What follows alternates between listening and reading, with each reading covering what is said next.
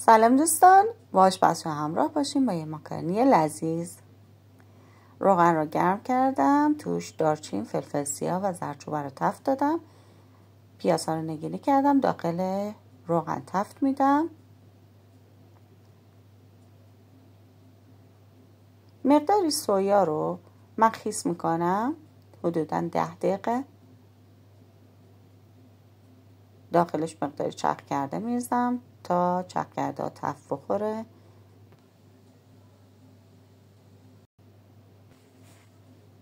خب نمک رو میریزم، سویاهایی که خیس خورده رو 2-3 بار آب کشی میکنم، آبشو کامل میگیرم، چون طعم خاص سویا رو هر کسی دوست نداره، ولی وقتی که کامل اون طعم گرفته شد ازش خیلی ماکارونیتون رو میتونه لذیذ کنه. خب آبشو کامل گرفتیم، میریزیم داخل موادمون. سویاها رو هم تفت میدیم.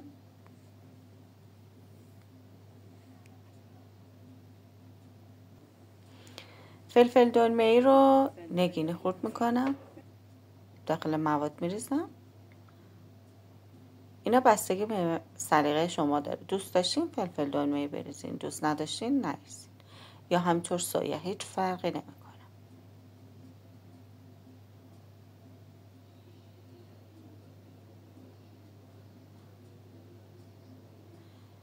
رو به اندازه کافی میریزم داخل موادم، اونو تفت میدم.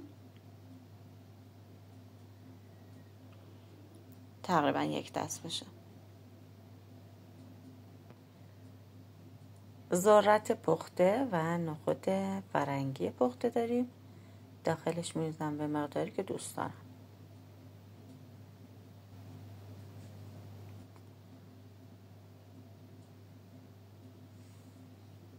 هم میزنم. حدودا نصف استکان آب داخلش میریزم، درشو میذارم شعله کم تا کمی چرخ کرده بپزه و رنگش 1 دست بشه، طعمش 1 دست بشه. خب همینجا من آب ماکارونی هم گذاشتم کنار تا بجوشه. بعد که جوشید ماکارونی داخلش میریزم. من 500 گرم ماکارونی رو داخلش ریختم، ماکارونی صدفی.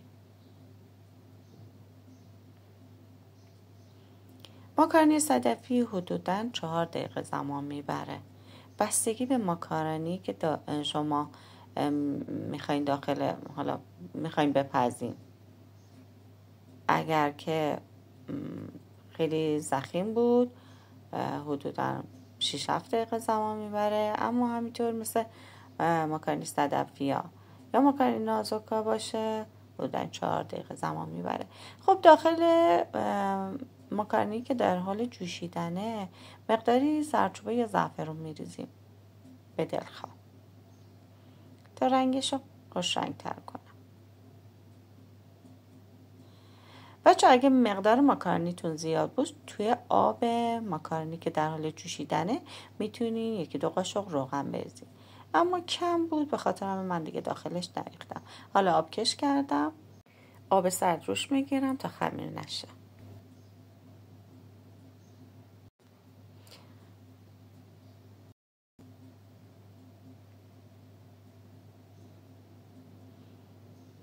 میذارم آبش بره.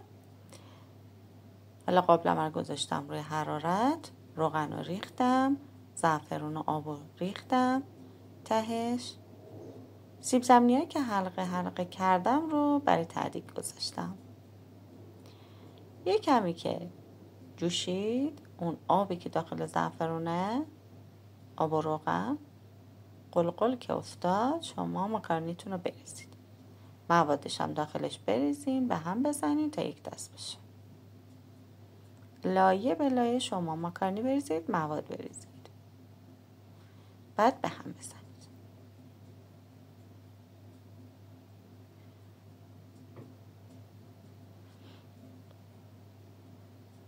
اینم بقیه مواد. بچه ها بی نظیر طعمش. مطمئنم که همه ماکارونی دوست دارن، اما این مواد که داخلش بریزین دیگه خیلی کامله، دیگه خیلی لذیذ میشه. شما بستگی به سلیقتون داره. بازم گفتم میتونی هر چیزی داخل مواد ماکارونی دوست داشتین بستگی به مزاجتون بریزین. یه سری چرخ کرده خالی میریزن، یه سری چرخ کرده و سویا، هم برای مزهش هم برای اقتصادی شدنش. یه سری هم قارچ میریزن. حالا درشو میذاریم روی شعله پخش کن، زیرش هم کم میکنیم، 20 دقیقه زمان میدیم تا ماکارونیمون دم بگیره.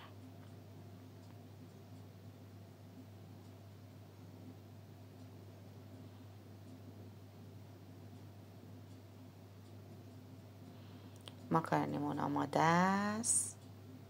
ظاهرش که خیلی زیباست، طعمش هم که بی‌نظیره. دوستتون دارم. بفرمایید ماکارونی نوش جونتون. لایک، کامنت، سابسکرایب یادتون نره.